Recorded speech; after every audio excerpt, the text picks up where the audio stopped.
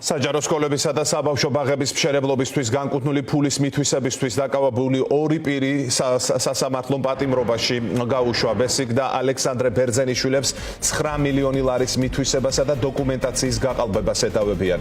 ეს ის ფულია, რომელიც 30 საბავშვო ბაღისა და 4 სკოლის ასაშენებლად ტენდერში გამარჯვებულმა კომპანიამ ავანსად აიღო. მაგრამ საქმის მასალების მიხედვით ვალდებულება არ შეასრულა და ფული ხელმძღვანელობამ მიითვისა. შეუსრულებელი ტენდერები ლაგი კაპიტალმა 2023 წელს მოიგო. ესაა საქმე, რომელთა დაკავშირებითაც მედიაში გაისმა ზარქუების გვარი, კონკრეტულად ეგრეთ წოდებული დეპუტატის მისი დისა და სიძის. თამარ დემეტრაშვილი შემოგვიერთდა სასამართლოდან პირდაპირ ეთერში. თამარ, რა ახალი დეტალები გაირკვა დღევანდელ სხდომაზე, ისეთი, რომელიც აქამდე არ იყო ცნობილი ამ საქმის გარშემო? თავდაპირველად ვიტყვი გადაწყვეტილებასთან დაკავშირებით ორივე ბრალდებულს მოსამართლემ წინასწარი პატიმრობა შეუფარდა. მოსამართლემ არ გაიზიარა დაცვის მხარის შეთავაზება თითოეულ მათგანზე 100,000 ლარიანი გირაოს თაობაზე და სრულად მიიღო პროკურორის არგუმენტები. შესაბამისად ძმები ბერძენიშვილები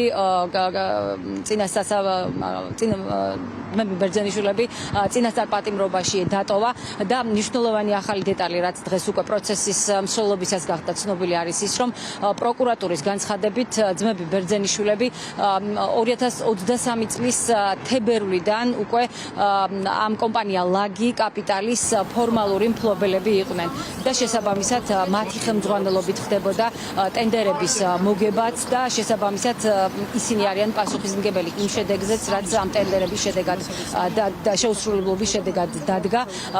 თუმცა დოკუმენტაციით ყოველ შემთხვევაში რაც იძებნება შეხედვების სააგენტოს საიტზე ამ კომპანიის მეწილე თებერვლის თვეში სექტემბრამდე ჯერ კიდევ იყო დეპუტატ ირაკლი ზარქუას სიძე ალექსანდრე ამისულაშვილი. თუმცა როგორც დღეს გაირკვა, პროკურატურა მიიჩნევს, რომ სწორედ ბერძენიშვილები თებერვლიდან იყვნენ ჯერ კიდევ უკვე ამ კომპანიის ფორმალური მფლობელები.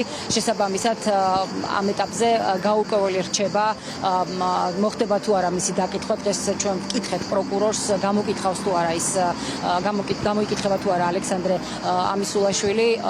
პროკურორი ამბობს, რომ გამოძიება გრძელდება და ამ საქმესთან დაკავშირებით ფართოწრე დაიკითხება პირებისა. რაც შეეხება დაცვის მხარეს, დაცვის მხარე ამბობს, რომ გადაწყვეტილება, რომელიც დღეს მოსამართლემ მიიღო, უსამართლო იყო და შესაბამისად ისინი წინასწარ პატიმრობაში მას არ უნდა დაეტოვებინათ.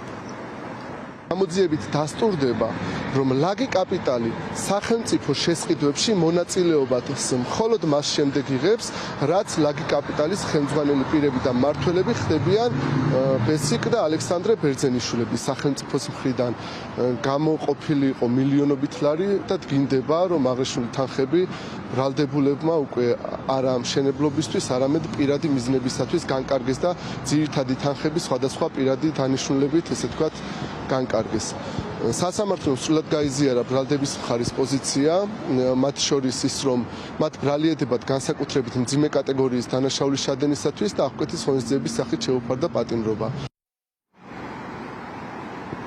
ჩვენ დღეს პროკურორს ვკითხეთ, უბრალოდ სხდომის მსვლელობისას გაირკვა ისიც, რომ ძმე ბერძენიშვილებს გამოძიების მსვლელობისას უკვე ჰქონდათ მიცემული ჩვენებები. შესაბამისად ჩვენ დავინტერესდით, საიდან იცოდა დეპუტატ ზარქუას დამ იმის შესახებ, თუ რა ჩვენებები ჰქონდათ ამ ადამიანებს მიცემული, ვინაიდან ჯერ კიდევ მანამ სანამ საქმის მასალები ადვოკატებს გადაეცემოდა გუშინ, დღის პირველ ნახევარში მან დაწერა, რომ საზოგადოება შეეძლო ნახა დაკავებულების ჩვენებები და მისი ოჯახის ბრალეულობა ამ ჩვენებებში არ იკვეთებოდა. პროკურორი ამბობს, რომ მან არ იცის საიდან ჰქონდა ნინი ზარქუას ეს ინფორმაცია და ამბობს, რომ პროკურატურიდან ინფორმაცია არ ჯონავს. რაც შეეხება უშუალოდ ამ საქმეს, მომდევნო პროცესი 24 ნოემბერს არის ჩანიშნული 11 საათზე.